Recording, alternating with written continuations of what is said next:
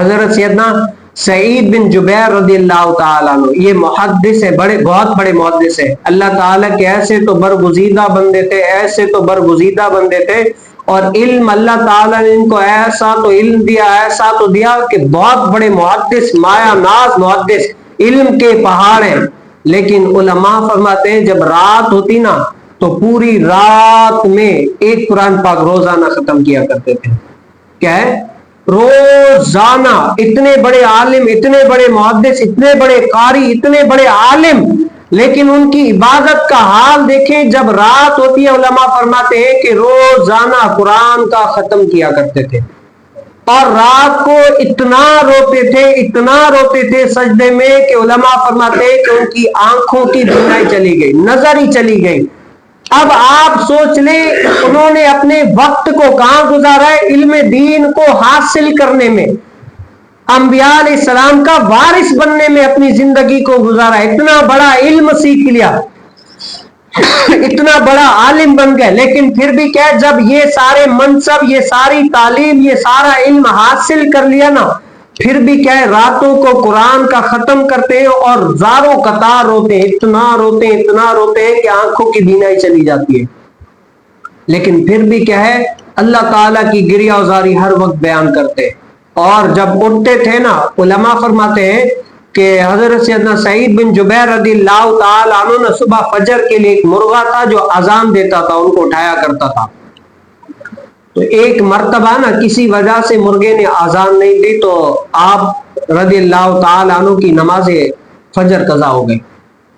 تو آج ہوتے ہیں نا بہت سارے ایسے لوگ ہوتے ہیں اگر نماز قضا ہو جائے تو ان کو جوں تک نہیں ہوتی، مسئلہ ہی نہیں ہے، نماز قضا ہو گئی کوئی مسئلہ نہیں ہے، وہ قضا ہو جاتی ہے. لیکن حضرت سیدنا سعید بن جبیر رضی اللہ تعالیٰ عنہ کی جب ایک نماز قضا ہو گئی نا تو آپ نے اس مرغے کو کیا دی؟ بد دعا دی کہ اللہ کرے اب سے کیا ہے تو کبھی بھی اذان نہ دے.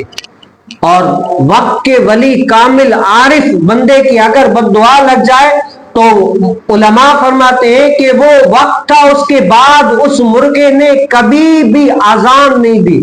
ایسی تو اس کو اللہ تعالیٰ کے ولی کی بد دعا لگ گئی کہ کبھی بھی بد دعا نہیں دی. تو ماں ڈر گئی. کیا ہے؟ ماں نے کہا کہ اے بیٹے خبردار جو تو نے آج کے بعد کسی کو بد دعا دی، آج کے بعد کیا ہے تم نے کسی کو بد دعا نہیں دی. سمجھانے کا مطلب کیا ہے؟ جو اللہ تعالیٰ کے نیک عارف اولیاء بندے ہوتے ہیں نا، وہ زاروں قطار روتے ہیں، عبادت کرتے ہیں، گریہ زاری کرتے ہیں. لیکن میرے اور آپ جیسے جو غافل بندے ہوتے ہیں نا، وہ ابھی تک بھی ظاہری سی طور پر اللہ تعالیٰ کی گریہ زاری میں نہیں آئے. اسی لیے اللہ تعالیٰ نے فرمایا الا ان اولیاء اللہ لا خوف علیہم ولا هم یحزنون. کیا ہے؟ اللہ تعالیٰ نے فرمایا جو میرے بندے ہیں نا، میرے دوست ہیں، لا خوف علیہم ولا هم یحزنون، نہ ان پر خوف ہے نہ غم ہے، وہ کیا بے خوف ہے. تو یہ صفات کن کی ہوتی ہیں؟ یہ ان لوگوں کی صفات ہوتی ہے جنہوں نے اللہ تعالیٰ کی حقیقی طور پر عبادت کی، اپنے آپ کو سنوارا ہے اور اللہ تعالیٰ کی عبادت میں، ریاضت میں، گریہ زاری میں لگا دیا اور اپنی آخرت کو سرخرو کرنے میں کامیاب ہو گئے. آج میں اور آپ ہے نا، ہم اپنی آخرت کی فکر ہی نہیں کر رہے.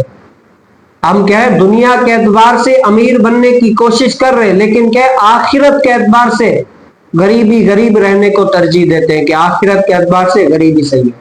اگر آپ کہیں گے نہیں ہم امیر بننے کی، تو امیر بننے، دنیا کا امیر بننے کے لیے کوشش کرنی پڑتی ہے. کیا ہے؟ کمانا پڑتا ہے، بہت ساری جستجو کرنی پڑتی ہے، تب جا کر آپ دنیا کے اعتبار سے امیر بنتے ہیں. تو آخرت کے اعتبار سے بھی اسی طریقے سے اگر آپ آخرت کے اعتبار سے امیر بننے کی کوشش کرنا چاہتے ہیں نا، تو آپ کو اللہ تعالیٰ کی ہر اس کام کا مکلف بننا پڑے گا جس کا اللہ تعالیٰ نے آپ کو بنایا، اس کو بجا لانا پڑے گا کہ یہ کام میرے رب تعالیٰ نے مجھ پر مقرر کیے، وہ کرنا پڑے گا. اگر وہ کام آپ کرنے میں کامیاب ہو گئے نا، تب جا کر آپ کیا ہے دنیا کے اعتبار سے امیر بنے ہی ہیں، آخرت کے اعتبار سے تب جا کر امیر بنیں گے. اللہ تعالیٰ مجھے اور آپ کو بھی ان صفات کا حامل